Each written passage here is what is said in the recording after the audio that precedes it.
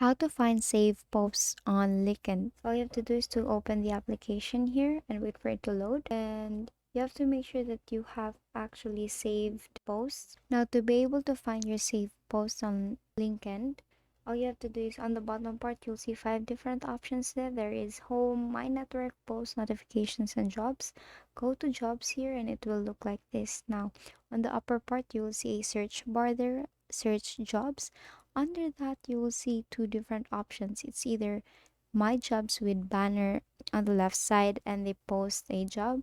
Just tap on my job there, and here you will see your saved jobs or your saved posts on LinkedIn. So you will find your saved posts on LinkedIn there, and basically that is how you find saved posts on LinkedIn. And if it doesn't work, make sure that you have actually updated your LinkedIn application. And that is all for today. If this video helped you, please give us some thumbs up and subscribe to our YouTube channel for more tutorials. Thank you for watching.